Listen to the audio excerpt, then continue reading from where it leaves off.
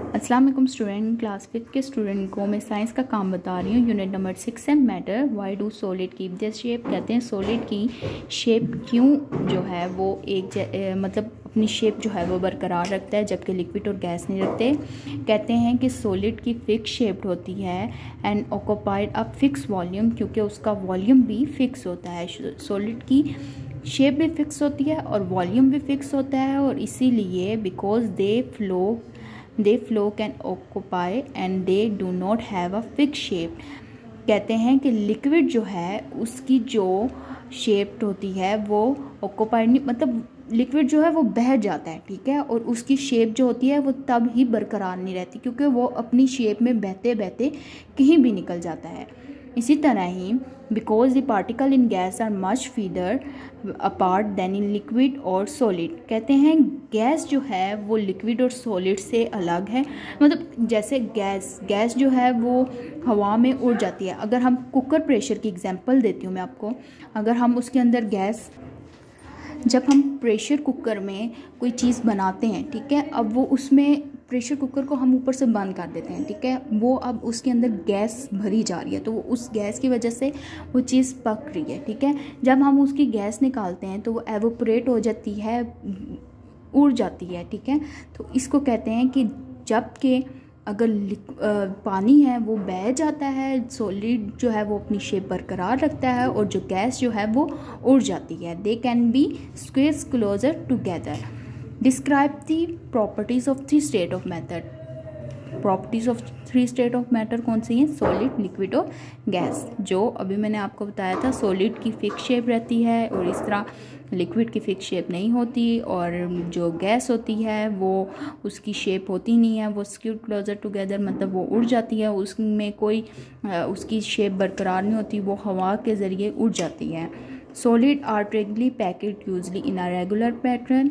Liquid are closely together with no regular pattern.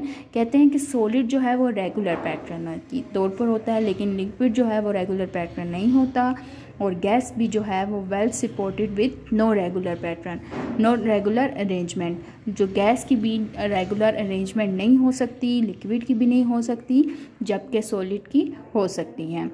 How does heat affect the following process? Freezing, melting, evaporation. Heat का effect बताना है इन सब पर। कहते हैं फ्रीजिंग, कहते हैं liquid water can also loss energy and undergo freezing. कहते हैं जो लिक्विड पानी होता है, मतलब जो बह जाने वाला पानी है, मतलब जो है, कैन आल्सो बी लॉस्ट, ये क्या कर देता है, अपनी एनर्जी को लॉस कर देता है। Undergo freezing, changing state from a liquid to a solid. तो ये जब जम जाता है तो ये अपनी लिक्विड स्टेट को क्या कर देता है, सॉलिड में कन्वर्ट कर देता है, और ये आइस ट्रैक विद वाटर, जो वाटर जो है वो आइस की शक्ल में तैयार हो जाता है, ये फ्रीज होकर is kept in a freezer. The water particle loss their energy and freeze. जो वाटर के पार्टिकल्स होते हैं वो अपनी एनर्जी को लॉस कर देते हैं और वो फ्रीज हो जाते हैं। लिक्विड और एनर्जी, ये दोनों जब एनर्जी जब ख़त्म हो जाए और लिक्विड में हो तो ये क्या हो जाता है, सॉलिड हो जाता है, जो फ्रीजिंग प्रोसेस को कहते हैं। मेल्टिंग, कहते हैं कि solid ice gain energy, it change its state from solid ice to liquid water.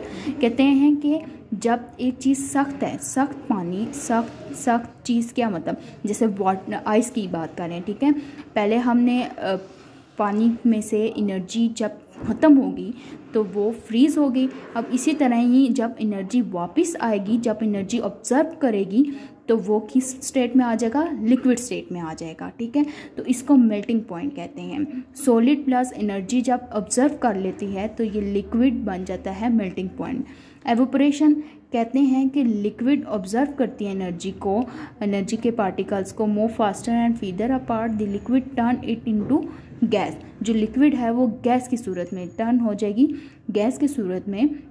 The change of state of liquid water to a gas by observing energy. ये जो चेंज ऑफ स्टेट जो होती है, जो liquid जो है, liquid water जो होता है वो गैस को ऑब्जर्व कर लेता है बाय ऑब्जर्विंग एनर्जी। कंडक्शन कहते हैं कि पार्टिकल्स ऑफ वाटर जो है, वाटर वेपर जो है वो लॉस करते हैं एनर्जी को। दे स्लो डाउन, ये क्या है, आहिस्ता होते हैं। And move closer to each other, और वो एक दूसरे के बहुत नज़दीक जो है क्लोज होते हैं। The vapour turn into water, the change of state when water vapour loss energy, कहते हैं कि जो ये स्टेट है जब ये चेंज होती है, वाटर वेपर जो है वो लॉस कर देते हैं एनर्जी को और चेंज हो जाते हैं लिक्विड वाटर में। एक्सप्लेन करना है role of evaporation and conduction in water cycle. कहते हैं एवोपोरेशन कहते हैं सन हीट, जो सूरज की तपिश है। द सरफेस ऑफ वाटर, जब पानी पर पड़ती है तो ये केस क्या कहलाती है, water to evaporation in the form of water.